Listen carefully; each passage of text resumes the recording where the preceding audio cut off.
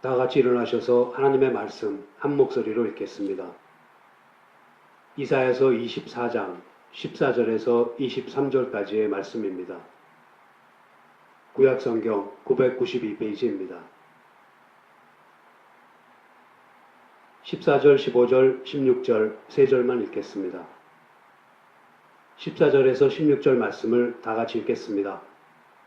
무리가 소리를 높여 부를 것이며 여호와의 위엄을 인하여 바다에서부터 크게 외치리니 그러므로 너희가 동방에서 여호와를 영화롭게 하며 바다 모든 섬에서 이스라엘 하나님 여호와의 이름을 영화롭게 할 것이라. 땅끝에서부터 노래하는 소리가 우리에게 들리기를 의로우신 자에게 영광을 돌리세 하도다. 그러나 나는 이르기를 나는 쇠잔하였고 나는 쇠잔하였으니 내게 화가 있도다. 괴율자가 괴율을 행하도다. 괴율자가 심히 괴율을 행하도다 하였도다. 아멘. 오늘의 본문 14절부터 16절 상반절에서 우리는 기쁨의 외침을 듣습니다. 땅이 황폐하게 되었고 도시가 무너졌는데도 불구하고 여호와의 어미하심에 환호하고 의로우신 이에게 영광을 돌리세라고 노래하는 외침을 듣습니다. 이사야 선지는 심판 중에서도 이처럼 남은 자는 계속해서 하나님을 경배할 것이라고 합니다. 하나님의 구원의 역사는 철저한 심판 아래에서도 결코 중단되지 않습니다. 그것은 하나님께서는 어떠한 상황에서도 남은 자의 구원을 신실하게 이루어 가시기 때문입니다. 이사야서 6장의 말씀처럼 나무가 배임을 당하여도 그루터기는 남아있는 것 같이 거룩한 씨는 보존되는 것입니다. 그런데 이 찬양에 이어서 이사야 선지는 16절 하반절에서 그러나 나는 이르기를 나는 쇠잔하였고 나는 쇠잔하였으니 내게 화가 있도다. 괴율자가 괴율을 행하도다. 괴율자가 심히 괴율을 행하도다 하였도다 라고 말합니다. 하나님의 위대하신 구원에 대한 찬양 가운데에서도 이사야 선지는 영광과 번영 대신에 쇠약함과 고통만을 경험하고 있습니다. 선지자는 괴율자, 곧 속임수를 통해 남을 강탈하는 자들이 최후의 때가 이르기까지 강탈과 살인을 그치지 않을 것임을 미리 보고 있는 것입니다. 17절부터 20절에는 하나님의 영광이 임하기 전에 온 땅에 닥칠 심판이 다시 그려지고 있습니다.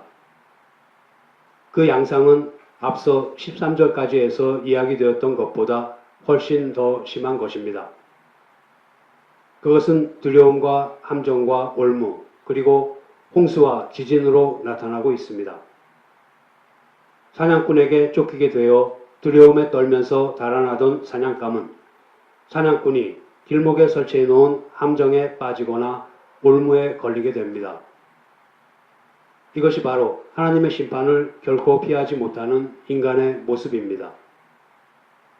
18절에서 위에 있는 문이 열리고는 노아의 홍수를 떠오르게 합니다. 그뿐만 아니라 땅이 깨어지고 깨어지며 땅이 갈라지고 땅이 흔들리고 흔들리며로 묘사되는 지진으로 사람들은 정신을 차릴 수 없습니다. 하늘과 땅이 진동하는 격변입니다. 마치 노아의 언약이 파괴된 것처럼 영원히 안정된 듯한 든든한 땅이 깨어지고 부수어지고 갈라지고 무너집니다. 20절에서는 비틀거리는 술주정뱅이와 폭풍에 흔들리는 원두막과의 비교를 통해 지진으로 말미암는 완전한 파멸의 모습이 그려집니다. 온 세상은 깨어지고 흔들리며 비틀거리고 바람에 날아가 버릴 것입니다. 21절에서 이사야 선지는 하나님께서 이 세상에서 막강한 힘을 가지고 있는 왕들, 즉 지도자들을 벌하실 것이라고 선언하고 있습니다. 그런데 여기서 높은 군대와 땅의 왕들을 동의어로 보기도 하고 대조적인 의미를 가진 표현들로 보기도 합니다. 높은 군대와 땅의 왕들을 대조적인 의미로 보는 사람들은 높은 군대가 문자적으로 높은 곳의 군대, 즉 하늘에 있는 별들과 악한 천사들을 가리킨다고 주장합니다. 아무튼 자기 자신을 높인 자들은 깊은 감옥에 갇힌 자들과 같이 모두 낮아질 것입니다. 그들은 최종적인 형벌을 기다리며 깊은 음부에 갇혀 있습니다. 23절은 이 심판의 목적이 하나님께서 시온산과 예루살렘에서 왕이 되며 장로들에게 영광을 드러내시는 것이라고 합니다. 구속받은 백성을 대표하는 장로들이 영광 중에 하나님을 섬길 것입니다. 그때 해와 달조차도 하나님의 영광 앞에서 빛을 잃게 될 것입니다. 오늘은 본문 16절에 나오는 그러나 나는 이르기를 나는 쇠잔하였고 나는 쇠잔하였으니 내게 화가 있도다 하는 이사야 선지의 한탄에 초점을 맞춰 보겠습니다. 그동안 북이스라엘과 남유다 및 주변 나라들에 대한 심판을 선언한 이사야 선지는 그 일을 매우 무거운 마음으로 수행했습니다. 누군가에게 심판을 선언하는 것은 쉬운 일이 아니며 심판을 받아야 할 사람들을 생각하면 마음이 아프기까지 했습니다. 그러나 그 심판은 정당한 것이며 처음부터 끝까지 하나님께서 계획하시고 진행하시는 것입니다. 물론 이사야 선지도 그것을 잘 압니다. 공의의 하나님께서는 또한 사랑의 하나님이시며 긍휼과 자비가 많으신 하나님이십니다. 하나님의 종으로 일하는 이사야 선지 역시 하나님의 성품을 닮아서 사랑과 긍휼과 자비가 많기에 정당한 심판을 선언하면서도 안타까운 마음을 금할 수가 없습니다. 안타깝지만 자신은 그저 하나님의 손에 붙잡힌 지팡이에 불과하므로 거기에 대해서 아무것도 할 수 없다는 무기력함을 느낄 수밖에 없습니다. 그렇지만 이사야 선지가 느끼는 무기력감은 하나님께 쓰임받는 사람이라면 그 누구라도 당연히 느끼고 또 견뎌내야 하는 감정입니다. 만일 심판을 선언하는 일에 쓰임을 받으면서도 이사야 선지의 안타깝고 무기력한 마음 대신에 당연하다고 여기고 의기양양한 마음을 갖는 것은 하나님의 종으로서의 자세에서 벗어난 것입니다. 그것은 마치 심판의 주체가 하나님이 아닌 자기 자신이라고 착각하는 것과 같습니다. 우리는 하나님의 일을 어떠한 마음가짐과 자세로 해야 하는가를 알기 위해서 얼마 전에 다루었던 마가복음 9장의 기도 이야기와 사사 기도원의 이야기를 다시 한번 살펴보겠습니다. 가이사랴 빌립보에서 예수님께서는 제자들에게 너희는 나를 누구라 하느냐고 물으셨고 베드로는 주는 그리스도시요 살아계신 하나님의 아들이시니이다 하는 신앙 고백을 했습니다. 베드로의 그 신앙 고백 위에 교회를 세우시겠다고 하신 예수님께서는 그제서야 처음으로 십자가 고난에 대해서 말씀하셨습니다. 이 일이 있은 후 엿새 후에 예수님께서는 베드로와 요한과 야고보를 데리고 높은 산에 오르셨습니다. 그 산의 정확한 위치는 알려져 있지 않으며 보통 변화산이라고 부릅니다. 그 산에 변화산이라는 이름이 붙여진 이유는 거기에서 예수님의 형체가 광채가 나며 희게 변형되었기 때문입니다. 예수님과 3명의 제자들이 변화산에 올라갔을 때는 조막절이 가까운 때였던 것으로 보입니다. 산 위에 올라가 변형된 모습을 한 예수님께서는 제자들이 보는 앞에서 모세와 엘리야와 대화하셨습니다. 그때 갑자기 빛난 구름이 그들 위를 뒤덮었습니다. 그리고는 구름 속에서 이는 내 사랑하는 아들이요 내 기뻐하는 자니 너희는 저의 말을 들으라 하시는 하나님의 음성이 들렸습니다. 이 변화산에서의 사건으로 예수님께서 메시아이시라는 사실이 더욱 분명하게 드러났습니다. 예수님께서 이 일에 대해서 말하지 말라고 하시면서 자신이 받으실 고난에 대해서 한 번 더 말씀하시자 제자들은 그제서야 예수님께서는 영광에 앞서 고난과 죽음을 받으셔야 한다는 것을 깨닫기 시작합니다. 그 무렵 산 밑에서 기다리고 있던 나머지 제자들에게 어떤 사람이 귀신 들린 아들을 데려와 고쳐줄 것을 부탁합니다. 그러나 제자들은 그 아이를 고치지 못한 채 예수님께서 산에서 내려오시기를 기다리고 있었습니다. 이것을 보신 예수님께서는 믿음이 없는 세대여, 내가 얼마나 너희와 함께 있으며 얼마나 너희를 참으리요 라고 책망하십니다. 그런 후에 예수님께서는 아이를 고쳐주셨습니다.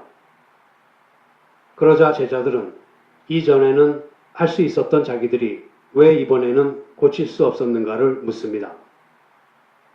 예수님께서는 단호하게 기도 외에 다른 곳으로는 이런 유가 나갈 수 없느니라 라고 대답하셨습니다. 마가복음 6장을 보면 예수님께서 12제자를 부르셔서 둘씩 보내시며 더러운 귀신을 쫓아내는 권세를 주셨습니다. 그리고 제자들은 나가서 회개하라 전파하고 많은 귀신을 쫓아내며 많은 병자에게 기름을 발라 고쳤던 일이 있었습니다. 제자들은 이미 귀신을 쫓아내며 병을 고치는 권능을 받았고 또 그것을 행하고 성공했던 경험이 있습니다. 그러나 그때와는 달리 자기들이 주님께로부터 받은 권능이 자신들의 능력으로 나타나서 이 일을 행한다고 생각하자 이번에는 실패하고 말았던 것입니다.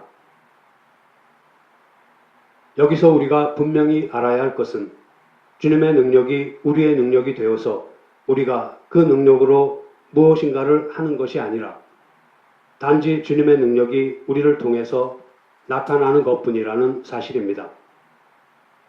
사도행전 3장을 보면 베드로가 성전문에 앉아 구걸하는 안진뱅이 된 자를 은과 금은 내게 없거니와 내게 있는 것으로 내게 주노니 곧 나사렛 예수 그리스도의 이름으로 걸으라 라고 말하며 고쳐준 사건이 나옵니다.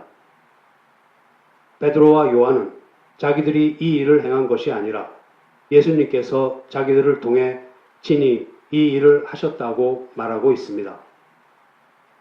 예수님께서 십자가에서 죽으시고 부활하시고 승천하신 후 오신 성령님께서는 믿음이 없다고 책망받았던 제자들을 진리 가운데로 인도하셔서 이와 같이 변화시키셨습니다. 믿음이란 단순히 우리가 바라고 원하는 세상적인 욕심을 이루는 것이 아니라 하나님의 뜻이 우리를 통해 이루어지는 것입니다. 믿음이 좋다는 것은 우리의 소원이 얼마나 하나님의 뜻과 일치하느냐, 즉 얼마나 우리가 하나님께 의존하느냐를 말합니다. 예수님께서 가르치시려는 것은 우리에게 일어나는 모든 일이 예수님께서 친히 하시는 일이라는 것입니다. 우리가 무엇을 하던 그것은 주님께서 자신의 뜻대로 하시는 결과입니다. 예수님께서 기도 외에 다른 곳으로는 이런 유가 나갈 수 없느니라 라고 말씀하셨습니다. 이 말씀의 뜻이 단순히 어떤 일을 시작하기 전에 기도하지 않아서 그 일이 이루어지지 않았다는 것입니까? 단순히 기도를 열심히 하지 않아서 그 일에 실패했다는 뜻입니까? 물론 우리는 무슨 일이든 시작하기 전에 기도해야 하고 또 열심히 기도해야 하는 것은 사실입니다. 그러나 예수님의 기도 외에 다른 곳으로는 이런 유가 나갈 수 없느니라 라는 말씀을 그 정도로만 이해하는 것은 매우 빈약한 해석입니다. 우리는 언제 기도를 합니까? 우리는 보통 우리의 힘으로 할 수 있는 일을 놓고는 기도하지 않습니다. 우리의 힘으로 해결할 수 없는 상황에 부딪히면 그제서야 누군가에게 도움을 구하게 됩니다. 이처럼 자기 스스로 할 수 없는 일에 대해서 도움을 구하는 것이 기도의 가장 기본적인 모습입니다. 신앙이 성숙해짐에 따라서 우리의 기도는 차츰 단순히 우리의 필요를 구하는 것에서 하나님의 뜻이 이루어지기를 구하는 대로 나아가지만 도움을 구한다 하는 기도의 성격은 변하지 않습니다. 그런데 성경의 다른 사본에는 기도 외에 다른 것으로는 이라는 부분이 기도와 금식 외에 다른 것으로는 이라고 되어 있기도 합니다. 금식이라는 말이 있으므로 해서 이 말씀의 뜻이 좀 더 분명해집니다. 금식은 음식을 먹지 않는 것입니다. 인간은 음식을 먹지 않고서는 생명을 유지할 수가 없습니다. 따라서 금식을 한다는 것은 생명이 하나님에 의해 유지된다고 하는 고백이며 인간에게 일어나는 모든 일이 하나님에 의해서 일어난다는 고백입니다. 그러므로 금식을 함으로써 어떤 일이 이루어졌다면 그것은 그 일이 인간의 힘으로 이루어진 것이 아니라 하나님께서 하셨다는 사실을 나타내는 것입니다. 예수님께서는 기도 외에 다른 것으로는 이런 유가 나갈 수 없느니라 라는 말씀을 통해 모든 것을 하나님께 도움을 구하며 의존해야 한다는 것을 가르쳐 주시려고 하셨습니다. 이에 대한 또 다른 예로 구약 성경에 나오는 사사 기드온의 이야기를 보겠습니다. 사람들은 기드온 하면 300명의 군사를 데리고 13만 5천 명의 미디안 군사를 물리친 용사로 그리고 바알 제단을 헐어버린 신앙의 수호자로 기억합니다. 과연 그러한지를 보겠습니다. 사사 드보라가 죽은 후에 이스라엘 백성은 또다시 여호와 앞에서 우상을 숭배하기 시작했습니다. 이스라엘 백성들은 사사들이 살아있을 동안은 하나님을 섬겼으나 그들이 죽으면 다시 우상 숭배에 빠졌습니다. 이처럼 사사시대는 타락, 하나님의 징계, 이스라엘의 회개, 그리고 하나님의 구원이 순환적으로 반복되던 시대였습니다. 하나님께서는 이스라엘의 죄로 인해 그들을 다시 7년 동안 미디안의 손에 붙였습니다. 유목민인 미디안 사람들은 곡식이 싹을 내어 한창 자랄 때에는 가축을 몰고 와서 그 곡식을 뜯게 했으며 추수기에는 여물은 곡식마저 빼앗아 갔으므로 이스라엘에 양식이 남아있을 날이 거의 없었습니다. 그 당시에 기드온이 미디안 사람에게 발각되지 않으려고 몰래 숨어서 마당에서 타작해야 할 밀을 실내에 있는 포도주 틀에서 아주 옹색하게 타작하고 있었습니다. 바로 이때 여호와의 사자가 기드온에게 나타나서 큰 용사여 여호와께서 너와 함께 하신다고 말합니다. 이 말은 기드온이 원래는 연약하며 작은 자였지만 여호와께서 함께 하시기 때문에 큰 용사가 될 것을 예고하는 말입니다. 그러나 기드온은 이 말을 믿을 수가 없었습니다. 왜냐하면 정말로 하나님께서 함께 하신다면 이스라엘이 이렇게 미디안에게 고통을 당할 수가 없기 때문입니다. 기드온은 이스라엘 백성이 겪는 고통의 원인이 이스라엘의 죄 때문임을 깨닫지 못하고 하나님께서 함께 계시지 않았기 때문이라고 생각했던 것입니다. 그래서 기드온은 표적을 보여달라고 합니다. 여호와의 사자는 기드온에게 고기와 무교전병을 반석 위에 놓고 국을 그 위에 부으라고 지시합니다. 기드온이 그 말대로 했을 때에 여호와의 사자는 지팡이 끝을 그 재물에 대었습니다. 그러자 불이 반석에서 나와서 그 재물을 모두 태워버렸습니다. 지팡이를 대면 보통 지팡이 끝에서 불이 나올 것을 기대하지만 지팡이가 아니라 반석에서 불이 나왔습니다. 하나님께 쓰임받는 그 누구도 그 사람으로부터 불이 나오는 존재는 없습니다. 단지 가리키는 지팡이로 쓰일 뿐입니다. 기드온이야말로 이 사건을 위하여 참으로 보잘것없는 지팡이 노릇을 하기 위해 선택받은 사람입니다. 기드온의 이야기에서 본 바와 같이 하나님께서는 우리를 통해서 능력을 드러내시는 것이지 하나님의 능력이 우리의 것이 되어서 우리가 그 능력을 발휘하는 것이 아닙니다. 오늘의 본문에서 이사야 선지가 그러나 나는 이르기를 나는 쇠잔하였고 나는 쇠잔하였으니 내게 화가 있도다 하면서 자신의 무기력함을 느꼈다는 것은 하나님의 종으로서의 마음가짐과 자세를 잃지 않고 있다는 증거입니다. 우리들도 복음을 전하다가 상대방이 전혀 받아들이지 않으려고 하는 경우에는 안타까우면서도 더 이상 어쩌지 못하는 데에서 오는 무기력함을 느끼고는 합니다. 우리가 무기력함을 느끼는 그 부분이 바로 성령님께서 역사하시도록 내어드려야 하는 부분입니다. 이것을 깨닫는 것이 중요합니다. 그런데 우리는 그러한 부분마저도 우리의 힘으로 어찌해 보려고 하는 어리석음을 쉽사리 저지르고는 합니다. 그것은 일의 주체를 하나님이 아니라 우리로 착각하는 것입니다. 우리의 죄된 본성은 우리가 하는 모든 일의 주체가 우리이기를 바랍니다. 그와 같은 죄성이 가장 잘 발휘되는 경우가 은사입니다. 하나님께서 주신 선물을 마치 자기의 능력인 것처럼 과시하고는 합니다. 누구에게나 허락된 기도를 가지고도 잘난 척을 합니다. 문제가 있으면 소위 기도가 센 사람에게 가서 기도를 받으라는 경우입니다.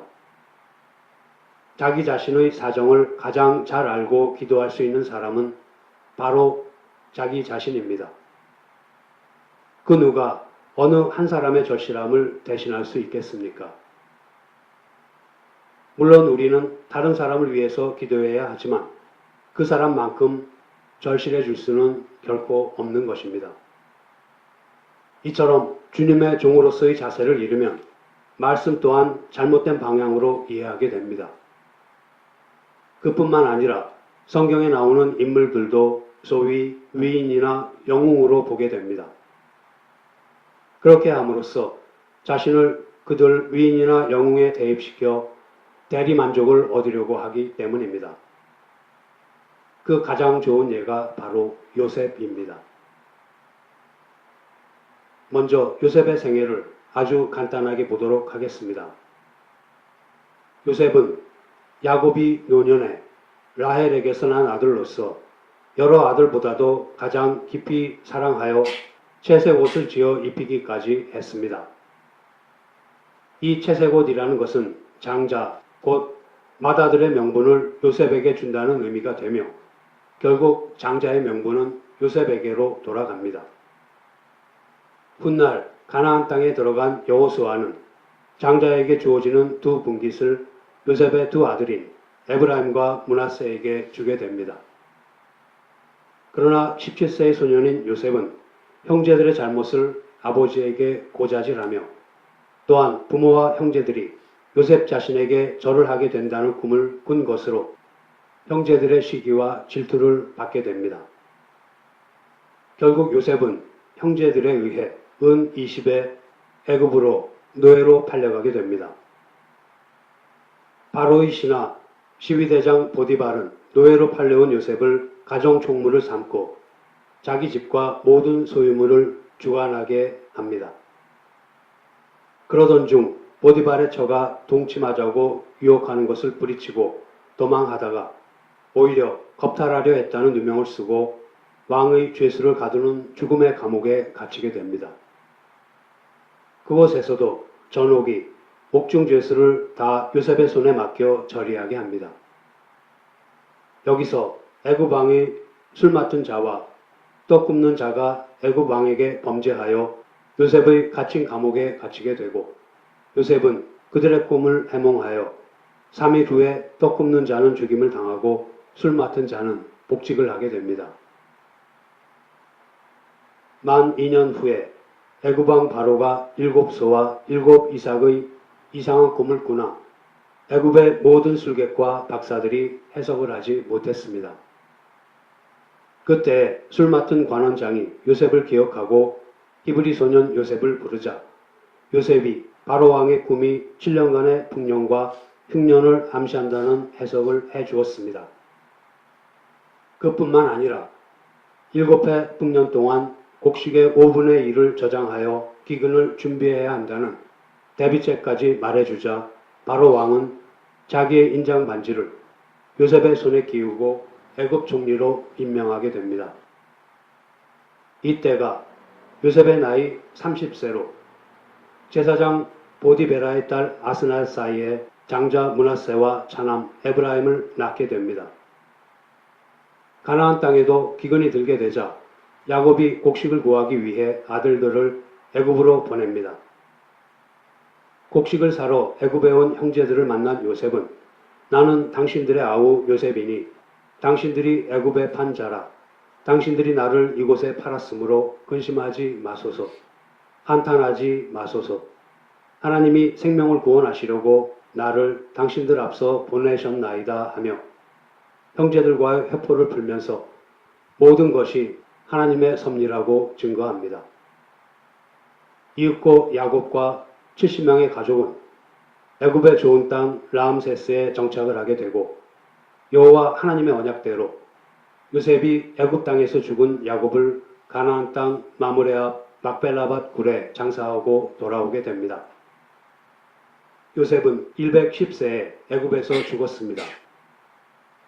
그로부터 430년 후 모세가 요셉의 해부를 취하여 출애굽하였고 광야 생활 40년 후에 여호수아가 요셉의 뼈를 세겜에 장사했습니다. 요셉의 생애를 표면적으로만 보면 단순히 고생 끝에 출세한 입지전적 형통의 사람으로만 보입니다. 우리는 요셉에 대해 너무도 쉽게 그는 17살 무렵에 꿈을 꾸었는데 11별이 다 자기의 별에게 절을 할 뿐 아니라 달과 해도 절하는 꿈을 꾸었고 또 형제들과 들에 나가서 주수할 때에 형제들이 쌓아놓은 낫가리 11개가 그의 낫가리에 절하는 꿈을 꾸었다. 요셉은 그가 가진 비전을 끝까지 붙잡고 신앙으로 승리하여 애굽의 총리가 되었다. 그러니 우리도 요셉처럼 그렇게 살자라고 생각하고는 합니다.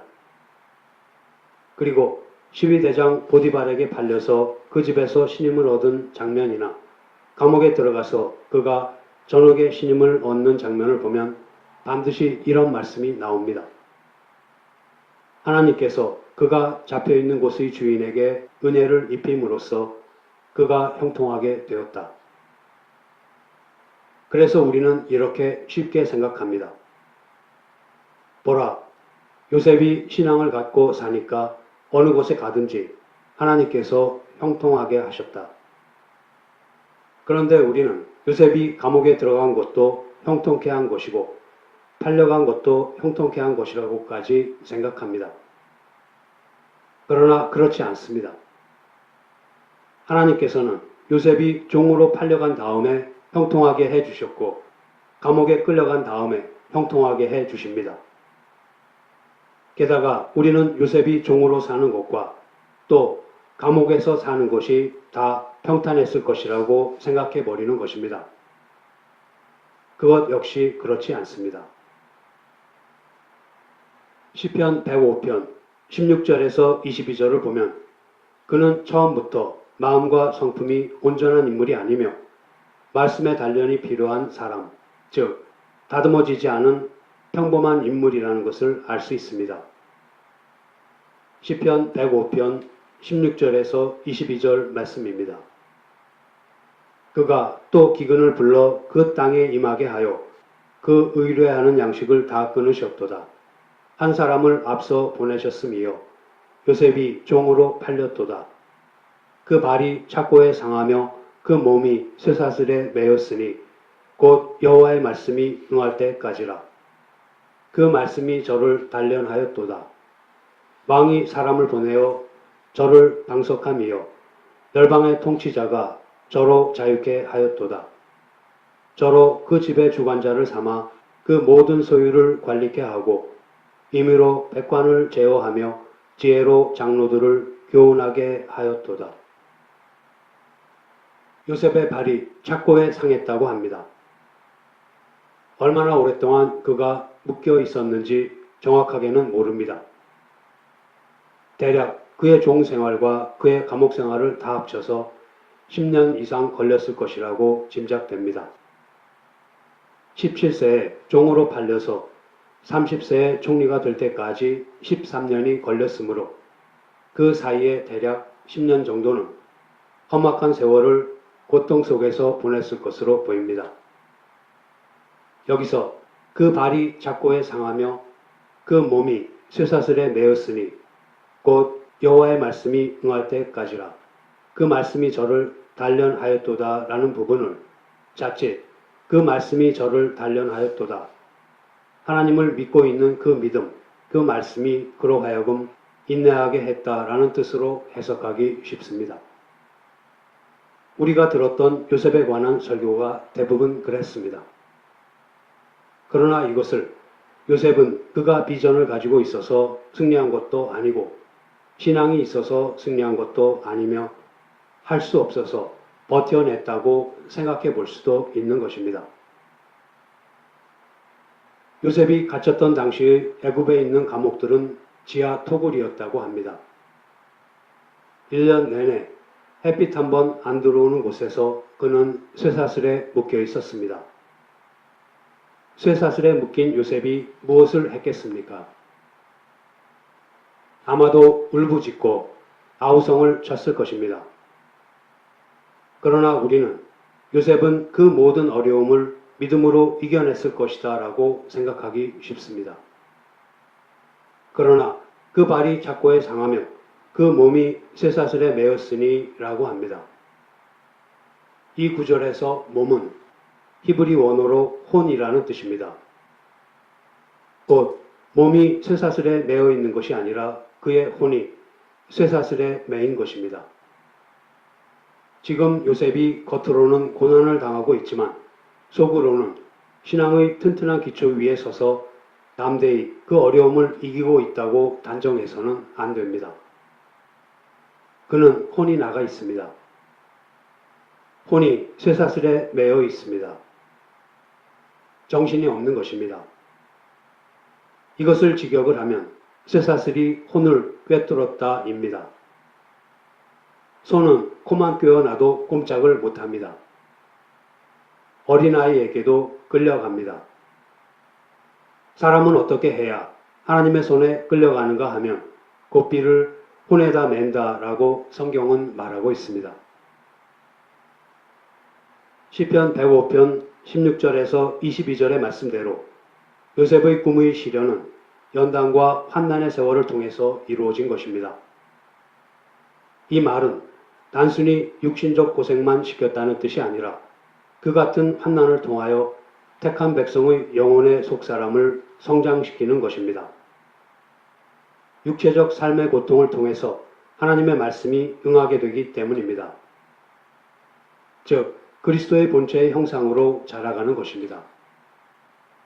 인간은 야곱같이 자기 자신이 잘못한 죄와 허물이 많아서만 고생하는 것이 아니라 요셉같이 드러나지는 않아도 사람의 본질 속에 있는 죄악의 마음과 악한 성품을 없애기 위해 환난을 겪어야 하는 경우도 있습니다. 요셉 역시 처음부터 완성된 백성의 수준은 아니었기 때문에 육체를 통해 영혼을 흔들어 놓으면 내면의 온갖 본질적 죄악의 더러운 것들이 밖으로 흘러나오게 됩니다. 그것이 인간의 본 모습입니다. 하나님께서는 그렇게 인간을 당금질하여 마음의 악을 씻게 함으로써 정금으로 연단하십니다. 요셉은 고난을 통해서 자기 속에 죄악의 뿌리를 뽑아내고 인내를 배우고 하나님의 선으로 채움으로써 그리스도의 형상을 닮은 사랑과 온유와 인내의 사람으로 변모되어 갈 수 있었습니다. 하나님의 말씀이 응할 때까지, 즉 그리스도의 형상이 이루어지기까지 그에게 계시된 약속의 말씀이 그를 훈련하여 진정으로 남을 섬길 줄 아는 하나님의 사람으로 만드신 것입니다. 이제 말씀을 마치겠습니다. 이사야 선지는 북이스라엘과 남유다를 향해 그리고 그 주변 국가들을 향해 더 나아가 온 세계를 향해 하나님의 심판을 선언하면서 그들이 자신들의 잘못으로 인해 마땅히 벌을 받는다고 당연하게 생각할 수도 있었습니다. 그들이 심판을 받는 것은 그들 자신의 죄악 때문인 것은 사실입니다. 그러나 이사야 선지는 그러한 그들에게 심판을 선언하면서도 마음이 무거웠습니다. 심판받는 사람들의 처지를 생각하며 마음 아파하고 안타까워했지만 하나님께서 공의를 행하시는 자리이므로 어쩔 수 없이 밀려드는 무기력함을 감수해야만 했습니다. 그가 기꺼이 그렇게 할 수 있었던 것은 그처럼 무기력함을 느끼는 자리가 바로 하나님께서 역사하시는 자리라는 것을 깨닫고 있었기 때문입니다. 그러나 우리는 어리석게도 우리가 하는 모든 일의 주체가 하나님이 아닌 우리 자신이기를 원합니다. 신약과 구약 성경에 나타난 예를 통해서 하나님께서 우리를 통해서 능력을 드러내시는 것이지 하나님의 능력이 우리의 것이 되어서 우리가 그 능력을 발휘하는 것이 아니라는 사실을 확인했습니다. 그럼에도 불구하고 우리의 죄된 본성은 우리가 능력을 발휘하는 것으로 보이게 함으로써 자신을 드러내기를 너무나도 원합니다. 그러한 마음을 가지고 있으면 말씀을 올바르게 해석할 수 없을 뿐더러 성경에 나오는 인물들도 고생 끝에 출세하고 성공한 입지전적인 인물로 보기 쉽습니다. 요셉이 그 대표적인 예입니다. 요셉은 그의 믿음이 단번에 좋아졌다든가 그의 인간 본질이 진실하고 정직하고 남달리 뛰어난 부분이 있어서 하나님께서 그를 높이신 것이 아닙니다. 하나님의 주권적인 선택과 계획 속에서 형들에게 미움을 받고 애굽으로 팔려가고 옥에 갇혔다가 마침내 총리의 자리에까지 올라가게 되었습니다. 요셉의 범사가 형통하였다고 해서 그의 삶 전체가 그러했던 것은 아닙니다. 그 발이 착고에 상하고 그 손이 쇠사슬에 매이며 10년 가까이 죽을 고생하며 살아간 고난의 삶은 아무나 쉽게 감당할 만한 삶은 아닙니다. 요셉이 애굽의 총리로 성공한 사실만을 기억해서는 안 됩니다. 그의 꿈이 어떤 연단을 거쳐 성취되었는지 요셉의 삶을 깊숙이 들여다보아야 합니다. 성도 여러분, 본질상 진노의 자녀인 우리를 통해 능력을 나타내시는 하나님의 역사하심을 가만히 서서 바라보는 저와 여러분이 되기를 소원합니다. 기도하시겠습니다. 하나님 아버지, 주님께서는 단지 저희들을 통해서 역사하실 분인데도 그것을 마치 저희들의 힘으로 하는 것처럼 자신을 내세우려고 애쓰는 죄악된 본성을 용서해 주시옵소서. 저희들에게 일어나는 모든 일이 주님께서 친히 하시는 일이라는 것과 저희들이 무엇을 하던 그것은 주님께서 자신의 뜻대로 하시는 결과라는 것을 알게 하여 주심을 감사드립니다. 욕심대로 말씀을 대하고 성경에 나오는 인물들을 위인과 영웅으로 대함으로써 주님께서 그들을 통해 나타내시고자 하는 뜻을 잘못 받아들이지 않을 수 있게 도와주시옵소서. 그 어느 누구도 특별한 사람이 없으며 모두가 평범한 채로 주님의 주권적인 선택과 계획 속에서 하나님의 사람으로 지어져 감을 진정으로 깨닫기를 원합니다. 주님께 전부를 맡긴 채 주님 손에 붙잡힌 지팡이로서의 역할에 순종하며 충성하는 저희들이 되게 하여 주시옵소서. 우리 주 예수 그리스도의 이름으로 기도드립니다. 아멘.